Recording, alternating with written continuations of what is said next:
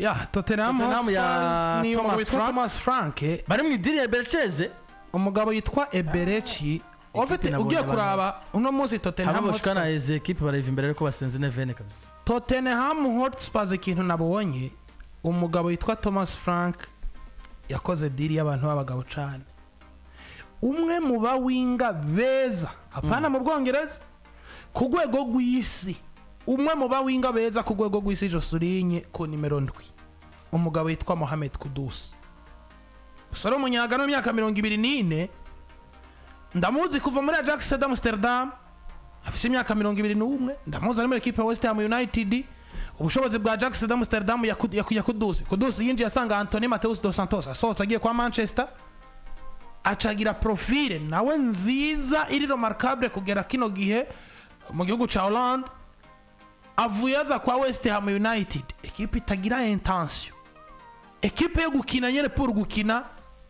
Mugabo yitwa yatanguye yakigwa na equipe yitwa Sunderland nabonye inayipakira ibitsindo 3 mu busa.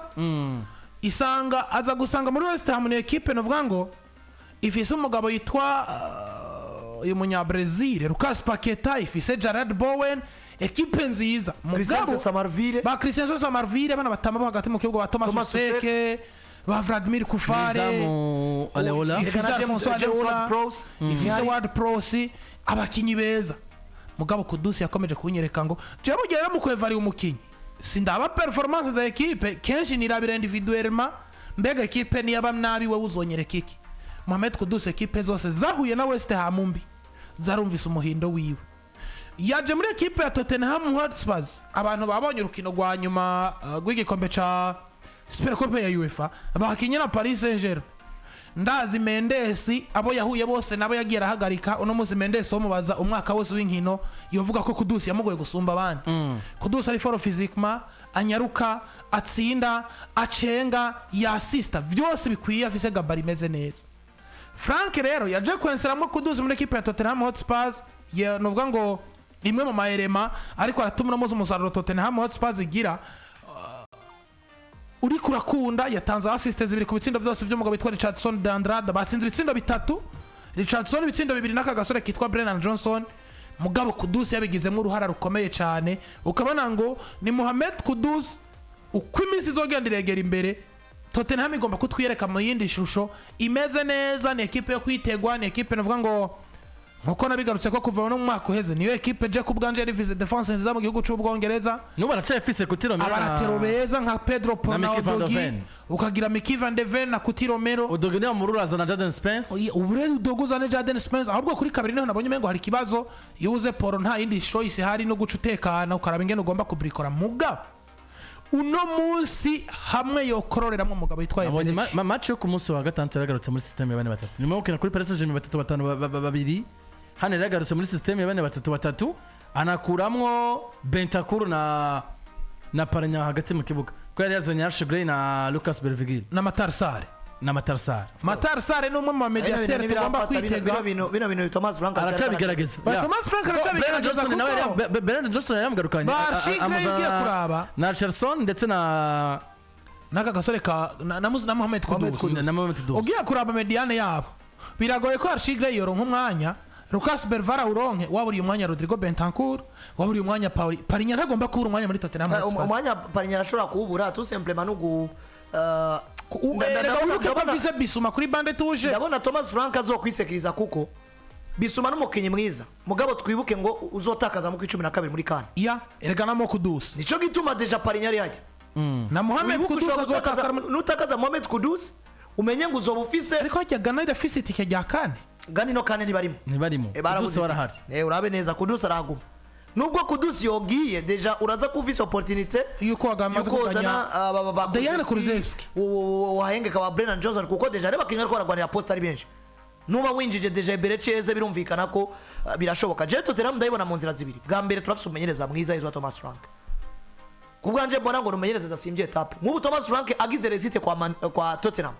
Agacapo ngayisanga kwa Man U cyangwa kwa Arsenal. Azaba rumwe mumenyereza beza babongeza baduze neza. Ni equipe ya profile ya equipe ya Brentford. Yatweretse bambe umuna bandi. Ukaraba no musi jewe ndavye deja ubunyene je commence à sentir ko equipe ya Tottenham yahinduye profile.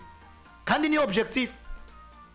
Tottenham si equipe no musi twa profile yo kurera kuko kuri poche ndashobora kwiyumvira ngo haragerigiye tubona ngo Tot ni merita gutunga umukinyi nka Riken Tot ni merita gutunga Dele ari Tot ni merita gutunga ntiyana merita no gutunga Wilson ukabona ngo ni merita gutunga Wilson ariko uno musi ni equipe deja itanguye champion iri muri Champions League ariko yaratwaye igikombe cha Europa League iheruka guhusha igikombe cha Super Coupe normal bameta ko bagifise uravyizira kite bariko barakora avec Thomas Frank nubwo yaburi gikombe mugabo profile ya Tottenham muri kiri equipe no izo buri gikombe cyangwa izo bura big foot kumbe ko kongeramo Eberechi eze hamwe diri yo kunda equipe ya Tottenham Hotspurs wumve ngo ni equipe tugomba kwicara tukiyumvira kuri Premier League bizogenda gute nico gituma uraho bon bahinduye profile tugomba kwitega ko ibirengeye deception abo babayemo mwaka weze ariko kandi abakinyi babo bashasha ndiko ndabona bariko baragenda bavyitwaramo neza wanashima ni numwe mu bamenyereza bariko barakura effective kuko ibazo ufise Richardson na Solanke ku nimero ari group iraho y'abafana ba Tottenham ndimo turiyemo n'abakama n'abandi bagiye batandukanye na mugenzi wa Richardson ari kuri Black FM ndakunda discussion z'abantu bitwa ko bafana Tottenham nabonye no musegezaho batangura kudiskita kuri Jad Spence n'umugabo azwi izina rya Destiny Dog ukabona ngo nimba hageze ahantu umukinnyi kuri nivo nka Destiny Dog utunga undi muntu muri effective ugomba kumukompara nawe utunga Mickey Van de Ven ukamutungana na Kutiromero ukamwongera kontra kuko no musi deja kontra nyakene kwa Kutiromero Tottenham yaritangwe kuba bombarde n'imigwi yitwa ko igomba gutora Kutiromero akavuga ati mwe ni merita gutora umukinnyi mwiza Atletico Madrid yari yadodoye agataho Manchester United yari yadodoye kuri Kutiromero ya ariko no musi Tottenham ishimangiye ati iyi projet kandi kuba convince akaguma peut-être nubwo yashagasoka mu mwaka uza ariko deja vyagaragaye ngo uweretse isi y'umupira w'amaguru ngo ndi Tottenham ariko mfise projet ariho plan nanje kwitwa equipe nziza kuko niba ariko baranarota bahagarikwa ku isoko ry'igura n'igurisha ikintu cyo yagize uhagarika Tote ku isoko ry'igura n'igurisha ni ugagwa rya Amerika to Charles Vara yasohoye kabisa nimba no musano Arsenal yari kirarondera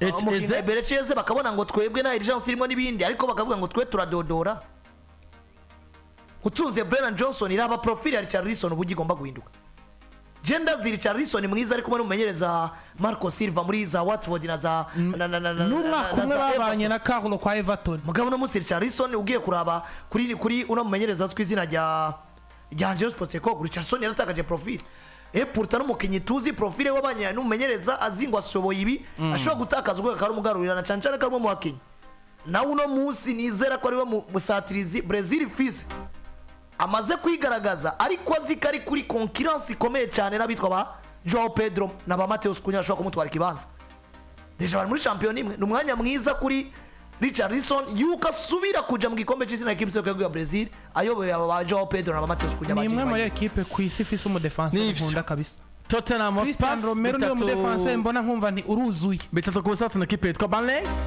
twihuta Chelsea bobo ivyo gutangura championnat neza sinzi ko bibagora cyane muri no myaka batanguye banganya gusa kundi na equipe yitwa Crystal Palace Chelsea yari equipe yitwa Crystal Palace kuri